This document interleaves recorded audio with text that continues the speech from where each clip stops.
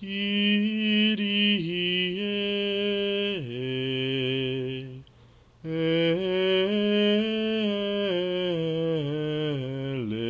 eleison.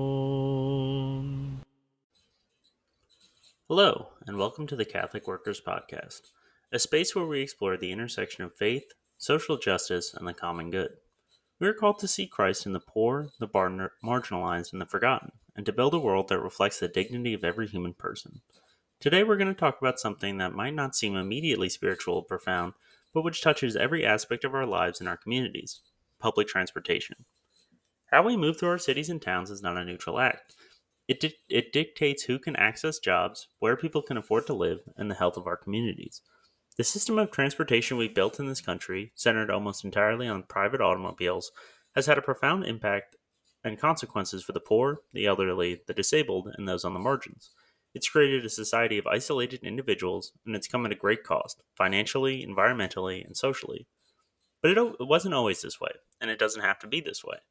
Today, we're going to journey through the history of public transit in the United States, tracing its rise, its fall, and its potential for a more just and equitable future. We're going to explore how public transportation can be a powerful tool for fostering community and serving the common good. Let's begin at the very beginning.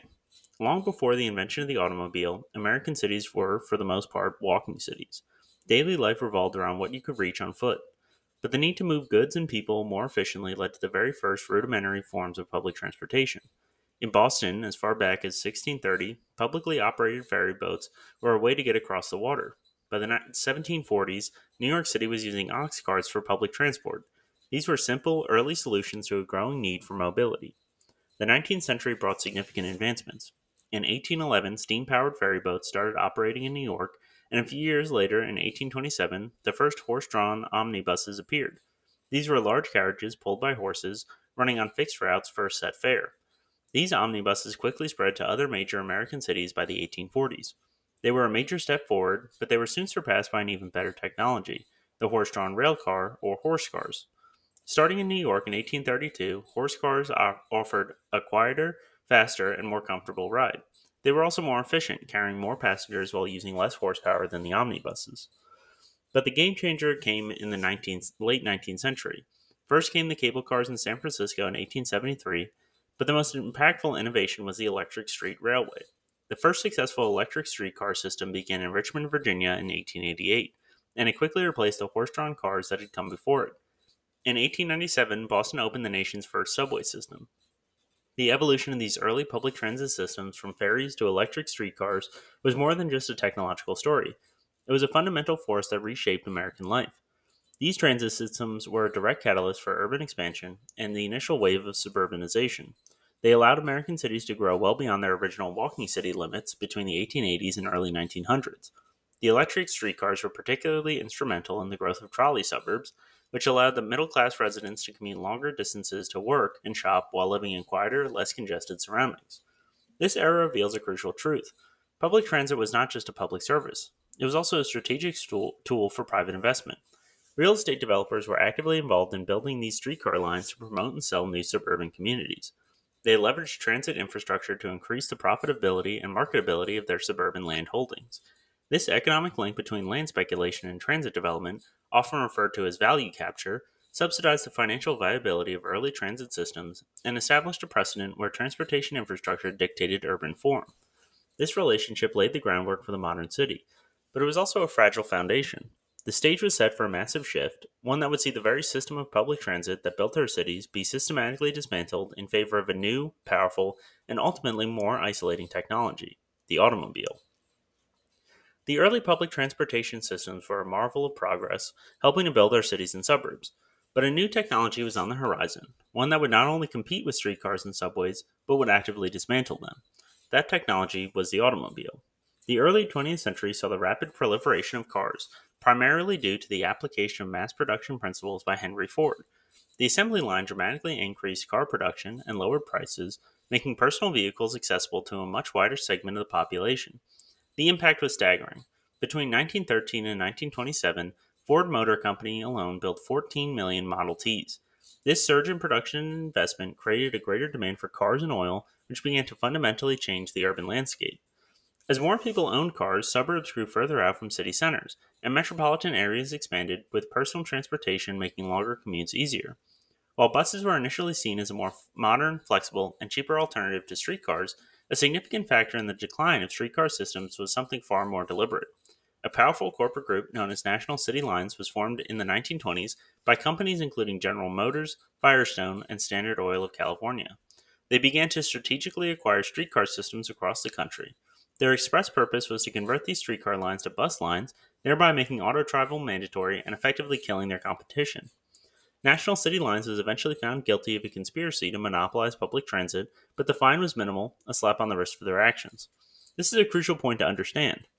The decline in public transit, especially streetcars, was not simply an organic market shift driven by consumer preference for the automobile. It was significantly accelerated by deliberate corporate strategies to dismantle rail infrastructure and promote car dependency. Even before the massive post war highway investments, the seeds of car dependency were sown early in the 20th century, creating a feedback loop where personal mobility enabled further decentralization, which in turn increased reliance on automobiles. The full force of this transformation came after World War II. Increased prosperity in automobile ownership led to an exponential rise in car usage, with nearly 4 million new vehicles produced annually by 1948. The most significant event of this era was the Federal Aid Highway Act of 1956, championed by President Eisenhower. This massive public works program, the largest in history, authorized an unprecedented $25 billion over 12 years for the construction of a national system of interstate and defense highways. This policy solidified car dependency through deliberate, large scale government decisions and urban planning.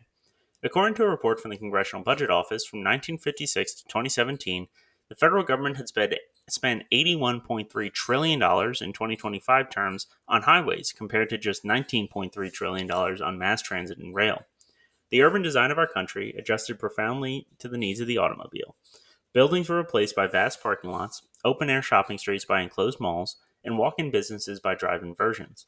Strict zoning codes became prevalent, heavily segregating residential and commercial land uses, making it nearly impossible to access daily needs without a car.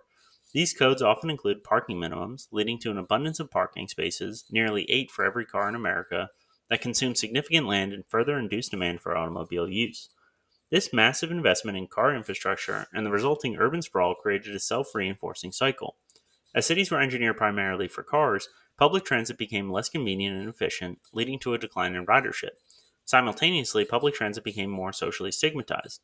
This cycle of declining ridership often resulted in reduced funding, which further diminished service quality, exacerbating the decline. This negative feedback loop continues to this day, making it incredibly challenging to reestablish robust public transportation systems. This system wasn't an accident. It was a conscious choice made by corporations and governments, and the result is a system that carries with it significant costs to our finances, our health, and our communities. So, what have been the consequences of that choice? A major one is financial, and it's a burden that falls most heavily on those who can least afford it. Owning a car in the U.S. is a significant financial commitment. The average annual cost of car ownership was $12,182 in 2023, reflecting a 13% increase from the previous year. More recent data from 2024 reports a similar average of about $1,025 per month. These comprehensive costs include everything from the vehicle's purchase price and fuel to insurance, maintenance, and depreciation. For a new car in 2024, the average price was $38,000. With finance charges, fuel costs, and maintenance, the financial burden is substantial and rising. This places an increasing burden on American households, particularly exacerbating economic inequality. Transportation consistently ranks as one of the highest annual consumer expenditures in the U.S., coming in as the fourth highest category of household spending. This cost disproportionately affects lower income families. In 2022, the lowest income quintile allocated 30.4% of their after tax income to transportation, a stark contrast to the 12% spent by the highest income quintile. For rural households, the transportation cost burden is also higher, consuming 17% of their after tax income compared to 14.6% for urban households. This shows how car dependency acts as a regressive tax, consuming a significantly larger portion of disposable income from vulnerable populations. Public transportation offers a powerful financial alternative. Individuals who opt for public transport instead of driving can save approximately $7,000 annually.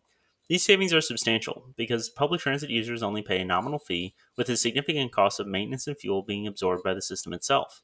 What's more, public transit fares have remained relatively stable since 2020, offering a stark contrast to the surging cost of private vehicle ownership.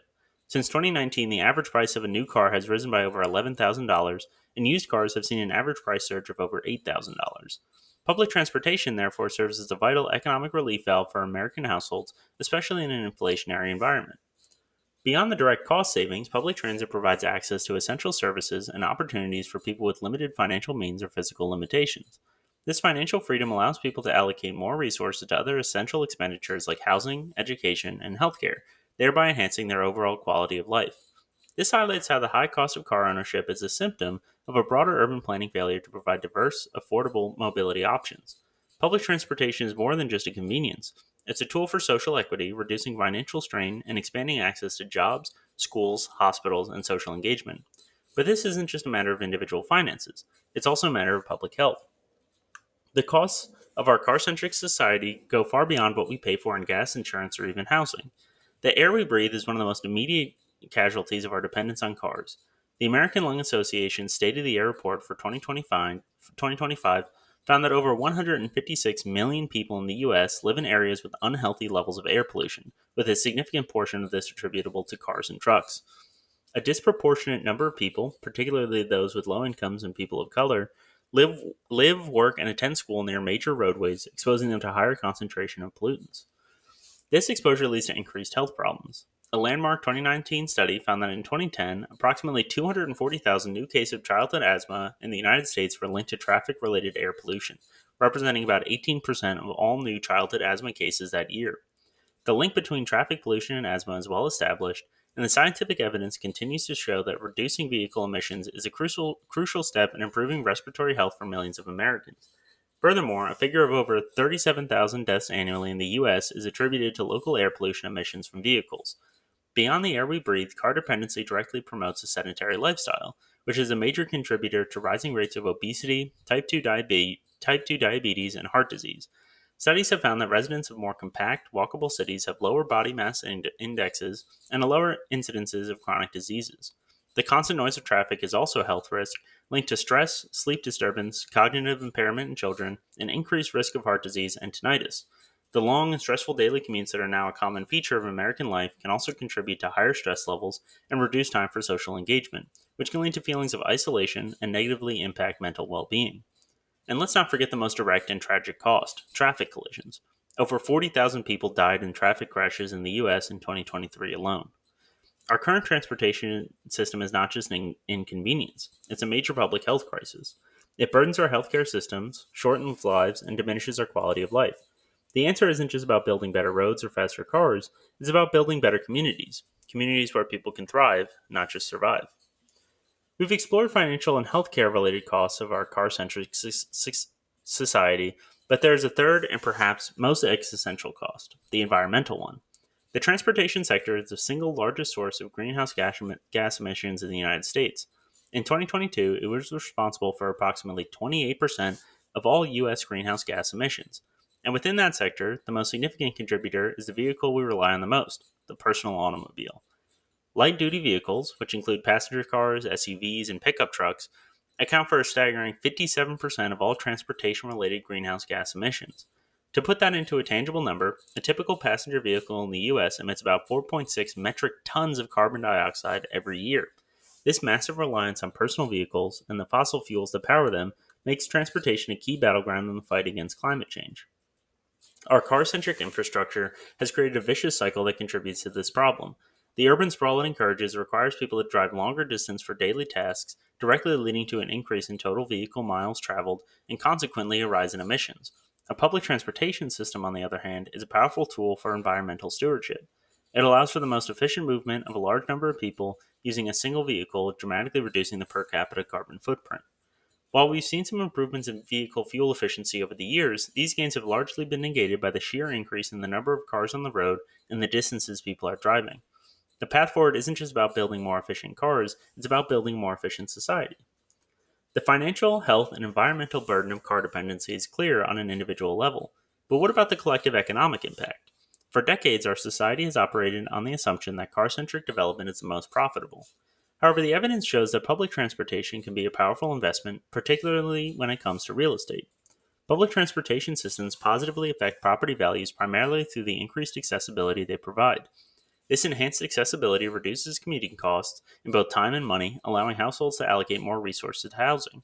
This in turn drives up rents and prices in transit accessible areas, a phenomenon known as the transit premium. This premium reflects a rational economic decision by consumers who are willing to pay more for housing in locations that minimize their overall living expenses and enhance their quality of life.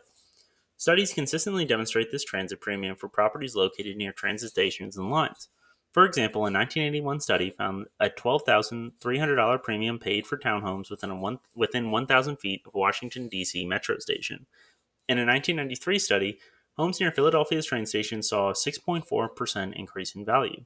More recently, a 2013 report indicated that housing values near transit facilities fared 41.6% better than homes located farther away.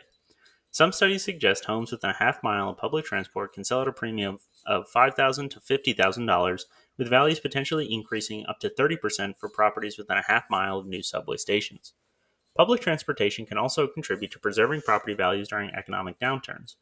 During the Great Recession, for instance, single family home prices in Chicago's suburbs with transit experienced a 15% decline, which was less severe than the nearly 20% decline observed in comparable areas without transit.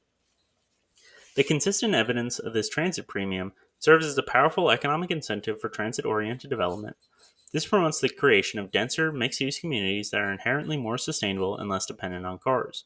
This creates a positive feedback loop, where transit investment drives development, which in turn supports higher transit ridership. The financial benefit to property owners and developers acts as a market signal, encouraging the creation of urban forms that align with sustainability goals, thereby gradually reversing the trend of car centric sprawl. This value added potential, however, isn't an automatic outcome of simply laying down tracks or running buses. The success of public transit and increasing real estate values is deeply dependent on integrated urban planning, supportive land use policies, and strong governance. Without these elements, the full economic potential of transit investments can't be realized. A compelling model for success in a successful value appreciation is the Cleveland Helpline Bus Rapid Transit System. This project saw a notable 41.5% increase in multifamily property values near its stations. This wasn't a fluke.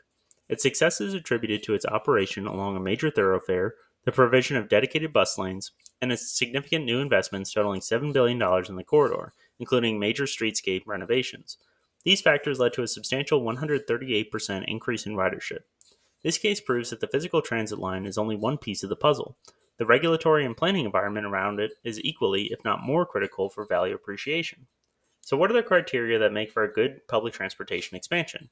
Studies indicate that transit projects are most likely to create significant value when they offer the following: convenient and reliable service. Efficient and dependable public transportation is paramount. For bus rapid transit systems, this means features like dedicated lanes, greater service frequency, and off-board fare collection. Another uh, Another significant indicator is good regional connections. The system should provide fast, direct connections between workforce populations and employment centers. It needs to be seamlessly integrated with other transportation modes. Next, transit supportive land use. There must be an adequate mix of jobs, housing, shops, and schools that are easily accessible by transit. This often requires encouraging dense, mixed use developments around stations. Next, appropriate local zoning and urban design. Local zoning laws, urban design standards, and parking rules must actively support transit oriented development patterns. If the zoning doesn't allow for mixed use buildings, for example, the transit line won't be able to reach its full potential. Walkable and well integrated station designs are also essential. Strong political and stakeholder support is also critical. Robust backing for both the transit project and the transit oriented land use is critical for successful implementation and value creation. And finally, robust economic conditions. Transit investments add values in strong markets. They can't swim against the tide in weak economic conditions or overcome fundamental imbalances in regional economies. Conversely, the relationship between public transit and property values isn't uniformly positive. Negative or negligible impacts often stem from a lack of proactive planning.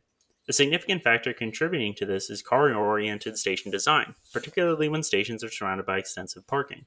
Such designs make stations less walkable and poorly integrated into the urban fabric, transforming them into a nuisance rather than a benefit to the neighborhood. Highway adjacent stations, for instance, expose riders to high levels of noise and air pollution, which can lead to lower property values in their immediate vicinity. A successful public transit expansion is about creating a symbiotic relationship between the infrastructure and the community it serves. It's about building a system that fosters walkability, connectivity, and social engagement. But the costs of our car-centric society go just beyond real estate. Our car-centric system is in a crisis, a financial, social, and public health crisis. But it's not a permanent state of being. The way forward lies in a return to a deeper understanding of community and the common good, a concept central to Catholic social teaching. The Church calls us to a vision of society where every person is given the opportunity to flourish and where the structures we build serve to uplift the human person, not isolate them. Our current transportation system is a reflection of a society that has prioritized individualism over community. The private automobile, while offering unparalleled personal freedom, has also led to the atomization of our society. It's created a world of isolated individuals, each in their own steel box, disconnected from the people and places around them. Public transportation, on the other hand, is a physical embodiment of the common good. It is a shared resource, a collective act of mobility that brings people together and weaves the fabric of community. Investing in public transportation is not just about moving people from point A to point B. It's about building a more just and equitable society. It's about reconnecting neighborhoods that have been torn apart by highways and giving people access to jobs, schools, and essential services regardless of their income or ability. In the words of Pope Francis in Laudato Si, we are called to a broader vision that recognizes the relationship between the poor and the fragility of the planet. This calls us to re examine our choices in our infrastructure. The fact that car centric infrastructure disproportionately harms the poor and people of color, while also contributing to climate change, makes the case for public transportation a moral imperative. This is where the Church's teaching on the common good becomes so powerful. It calls us to look beyond individual self interest and see the good of the whole. A robust public transportation system serves the common good by, first, promoting economic equity. It provides affordable mobility, reducing the financial strain on low income families and allowing them to access jobs and opportunities that would otherwise be out of reach. Next, fostering community and social interaction. Public transit spaces, bus stops, train cars, and transit stations are places where people from all walks of life encounter one another. These encounters, however brief, build a sense of shared humanity and break down the social silos that often define our modern world. Third, enhancing public health. It reduces air and noise pollution, promotes physical activity, and can save lives by reducing traffic collisions. It is a tangible way to care for our neighbors' physical well being. And finally, it's by stewarding creation. By reducing the number of cars on the road, public transit is a powerful tool for environmental stewardship, reducing our carbon footprint and caring for God's creation. The challenge before us is not just to build new lines and buy new buses, but to foster a new mindset, one that sees public transportation not as a last resort, but as a central pillar of a just and thriving society. It's an act of faith to build a system that says every person, regardless of their means, deserves to move freely and participate fully in the life of their community. Before we conclude, we will be grateful for your support in a few straightforward ways. If you've enjoyed this episode of the Catholic Workers Podcast, please consider subscribing to our podcast on your preferred platform. This helps new listeners discover our content and ensures you don't miss future episodes. If you have a moment, kindly leave us a rating and a thoughtful review. Your feedback is invaluable as it not only helps us improve, but also assists in expanding our reach within the podcasting community. We're a listener-supported podcast, and every contribution, no matter the size, helps us in continuing to produce these episodes. You can find us on Ko-fi by referring to the show notes for a direct link. Your generous support helps cover our production costs and sustains this podcast. Thank you immensely for listening. We invite you to join us next time as we continue to explore how our faith compels us to build a more just and equitable world, one conversation at a time. Until then, persist in the good fight. Kyrie